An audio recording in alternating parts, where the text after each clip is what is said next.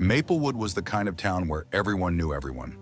Tucked between winding country roads and surrounded by forests that blazed with colors in the fall, it had charm, but not opportunity.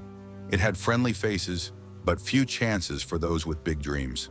Kelsey Moore was 22, with kind green eyes, honey brown hair always tied back in a ponytail, and a voice as soft as a lullaby. She had grown up in Maplewood, but her dreams reached far beyond it. Ever since she was little, she had wanted to become a nurse. It wasn't the stethoscope or the white coat that drew her in, but the chance to help, to comfort, to heal. But dreams were expensive, so Kelsey worked hard. She juggled shifts at Daisy's Diner, the town's favorite eatery, serving coffee with a smile, clearing tables, taking orders. Her days started before dawn and ended late, feet sore, back aching. But she didn't complain. She was saving every penny for nursing school. Her coworkers liked her, customers loved her, but still most never saw the strain behind her cheerful demeanor. It was a gray Thursday evening in late October when he came in. The rain fell in sheets, and the bell above the diner's door jingled faintly as it opened. Kelsey was wiping down a table near the back when she noticed him. A tired-looking old man, probably in his 70s, with a long tan coat soaked at the shoulders, a cap pulled low over wisps of white hair, and shoes that had long lost their shine. He walked with slow, careful steps, and when Kelsey greeted him, he offered a weak smile and took a seat near the window. "Coffee, please," he said softly, his voice barely above a whisper. She poured him a warm mug, set it down and asked, "You ready to order?" He glanced at the menu and ordered the cheapest thing on it, a cup of soup and half a grilled cheese. The man ate slowly, his hands shaking slightly. Kelsey watched from behind the counter, a strange feeling settling in her chest. He reminded her of her grandfather, who had passed when she was just 15. The same kind eyes, the same quiet sadness. When the man finished, he reached into his coat pocket and pulled out a few crumpled dollar bills and coins. Then he checked his back pocket, then his other coat pocket. His face turned red. He was short by about $4. Kelsey walked over, gently resting a hand on the table. "It's all right, sir," she said warmly. "This one's on me."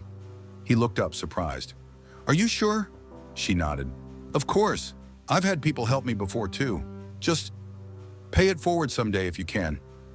The man blinked rapidly, tears gathering in his eyes. "Thank you, miss. I won't forget this." She smiled and walked away. To Kelsey, it was nothing. A small act of kindness. Just the right thing to do. What she didn't know was that this small gesture would ripple through her life in ways she could never imagine. The next morning, Kelsey opened the diner. The rain had stopped and the clouds were breaking apart. The smell of fresh coffee filled the air. She was wiping down the counter when she saw it. A plain white envelope resting near the register. Her name was written on it in neat cursive, Kelsey Moore. Confused, she picked it up and opened it. Inside was a handwritten letter. "Dear Kelsey, last night you served me dinner. You didn't know me. You didn't ask questions. You simply helped, expecting nothing in return. What you don't know is that I'm not just a tired old man. I am the founder and current chairman of this diner chain. I often visit locations unannounced, under disguise, to see how staff treat those they believe can do nothing for them. You passed that test, not just with flying colors, but with a heart full of gold. Enclosed, you will find a check. It's yours. No strings attached. Use it for your future. Never lose your kindness, Kelsey. The world needs more people like you. With deepest gratitude, Walter K. Dillard, founder, Dillard Diners, Inc."